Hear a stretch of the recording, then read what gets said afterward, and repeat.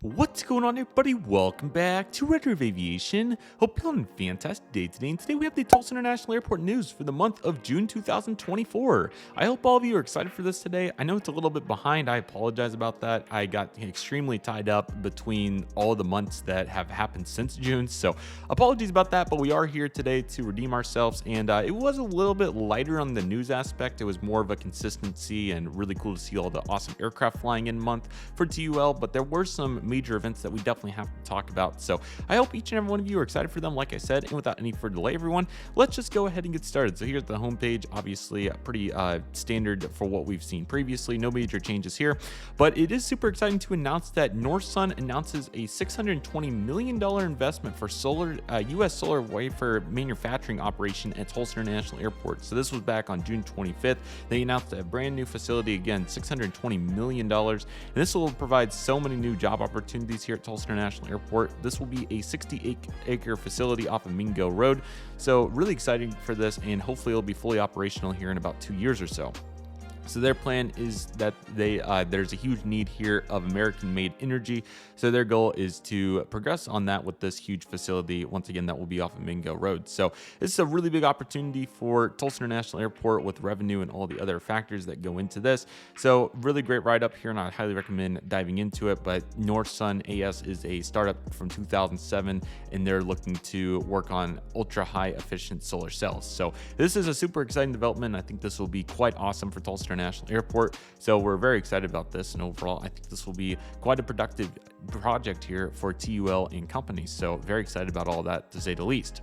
There was also a very unfortunate event during June at Tulsa International Airport as the airport security TSA checkpoints, 3 of the 5 of them went down, and this caused over 2-hour waits and several passengers missing their flights due to the unexpected, unforeseen circumstances. So what happened was the security TSA screening units unfortunately just completely went dead pretty much, which was not great. There also wasn't immediate availability to replacement parts and other pieces of the puzzle that would fix it. So unfortunately, for about 3 days there, I believe it was June 10th, June 11th, and June 12th, somewhere in that area, there was huge affected issues there at Tulsa International Airport. The lines were longer than I've ever seen. They were looping around. Let me get the correct screenshot here. They were looping all the way down this pier right here, all the way halfway down the hallway to the B gates, which was just crazy. Never seen it like that before. And these video clips go into really good detail on it. It was a super unfortunate sequence of events. I think the airport did a really good job being able to get back on track as soon as possible, but obviously this was not an ideal time for this to happen during peak travel. But luckily, once again, I think they did a really good job handling the situation, overall doing their best to overcome it as soon as they possibly could. So it was quite the situation, to say the least, like I said, but there's no doubt about it that this definitely shows why it's important to always be aware of the situation and what's going on. So luckily, though, I think they were able to get the news out really quick. But yeah, once again, very unfortunate. This goes into full detail about it. But luckily, I think they've made the adequate repairs, and it appears to be that we're going in the right direction on this movement. So quite the situation, to say the least. This was not what I was expecting to cover here for the monthly news, but they did a good job getting it put back together, and they're still investigating the situation and hopeful that it will never happen again. So I think they've took good precautions to do just that.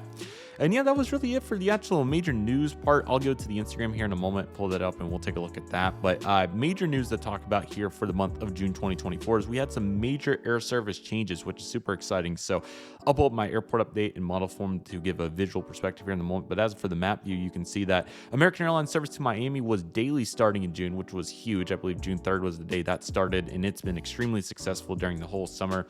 There's not been many days that there's been many open seats on that service. So they've definitely had a grand slam on that. And overall, it's been quite a productive go at it, to say the least, there for American. Meanwhile, Southwest made their Orlando service Thursday through Monday, so pretty much daily, which is also a record breaker. There's never been that much frequency to Orlando on Southwest. The last time that there was that much frequency, about 5 times a week, was when Delta flew it in 2006, and then we've had some low-cost carriers do it in the past, like Frontier and Breeze. So yeah, it's super exciting that Orlando had quite a presence this summer, and I believe those flights also performed extremely well. So looking forward to seeing the data for that and how it went, but overall, it was quite productive, and overall, I think they did a really good job. From the May update video, we talked about the additional services to Destin and Orlando, Sanford on Allegiant really getting kicked in the gear. That's exactly what we saw continue in June, with Destin being 3 times a week. Obviously, a very productive service, and every flight that I saw was completely full, so that was absolutely wonderful. Whereas Orlando Sanford had an additional Saturday frequency in June, so that was quite awesome. It went back to 2 weekly and will remain 2 weekly for the immediate future. So very productive, and glad there was an additional service there as well. United service to Houston, as we saw in May, went over to the Boeing 737-900 for its mainline service. That was quite productive, and the loads were very good from what I observed. So really great choice by United, and obviously the mainline proving powerful here at Tulsa International Airport. As of for other changes, Phoenix went back down to 1 daily for American, but this will be back to 2 daily in August, so we'll cover that when we get there, so quite exciting. Otherwise, I believe the rest of the network was rather similar for the most part. United has had that 3rd daily flight to Chicago since May, so we did talk about that previously. And overall, just a bunch of capacity. We did have some various mainline planes coming, I think, on Saturdays. We may have had a different Airbus from United to Denver, but the rest of this was rather similar for the most part, and it was definitely plenty of capacity, as we just talked about. So it's quite exciting to see those changes. Let's take a look at the model airport form so you can see. So from this view, you can see 5 overnight planes for Southwest, which is quite awesome. We'll see if we ever get the 6 here like United. As you can see here, they have 6, including the A319 to Denver and the 737-900 to Houston, which was quite productive. And then over here for these gates, you can see American parking A3 in this particular frame, which is really cool. So let me see if I have an outside view here of the A gates so we can get a little bit better view. Here we go. So you can see, actually, I moved to Allegiant. I actually messed it up. So let me show you what happened. In that initial clip, you saw American there, but then I forgot about Allegiant. So I got them in there, but here they are right here. Again, their additional services to Destin and Orlando were quite great. And then we have American over here, absolutely grinding the mainline with their 3rd daily overnight coming back on the mainline aircraft at 9, so that was really cool in the A320.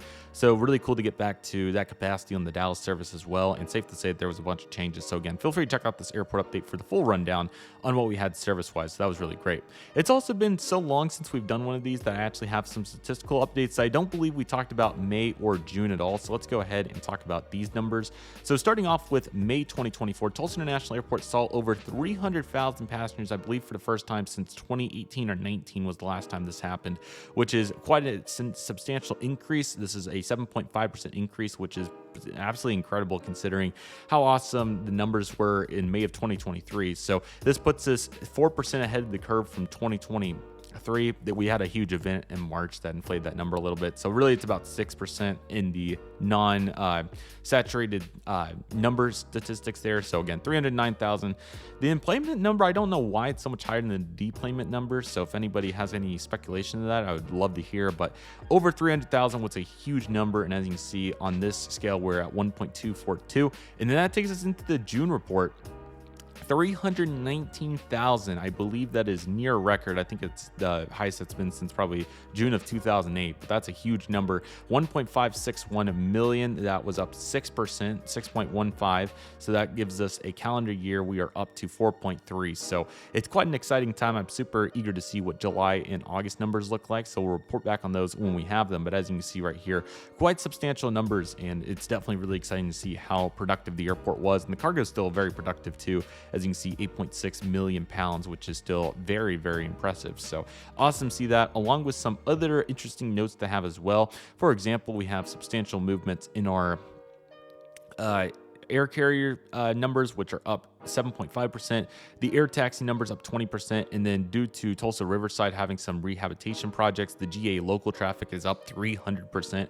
We've had many more movements than what we had previously. We're almost at 10,000 for the year. 2,500 is what we typically have. So safe to say that there's been plenty of GA traffic. And we've also had some good traffic from the illiterate. I'm not exactly sure how that's pronounced. Apologies. But anyways, we've had some good traffic there as well. And then the military operations are down 10% for the year, but it's been a busy military summer. So I expect those numbers to come back up a little bit, but currently down quite a bit, especially for the month of June particularly. But keep in mind our F-16s did get deployed around this time. So that was definitely a factor for that too. But air service was definitely huge. And then the cargo is also in a very good spot as well. So all this is really great and definitely really exciting to report on all of this too. So let me go ahead and pull one of these over to the side, and I will go ahead and get the Instagram page here so we can take a look at what we have going for that. So let me go ahead and get that going here.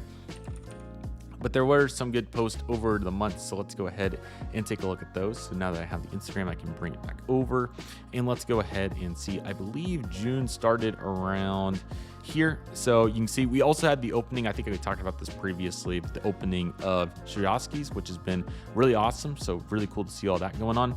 And there was some various events as well through the month of June. So that was really awesome, and plenty of educational events with tours for the youngins, so that was definitely really cool. Story time at the airport continues to go strong, which has been awesome, and they've made various posts obviously promoting to get to the airport early and whatnot, so that's been really cool. There's the announcement for that project that we talked about previously, which is wonderful, and some tours on American Airlines, which is really cool as well. So safe to say that there's a bunch going on here at Tulsa International Airport, and super excited for the future and what's to come in general. It's going to be absolutely awesome, and I hope each and every one of you are excited for it.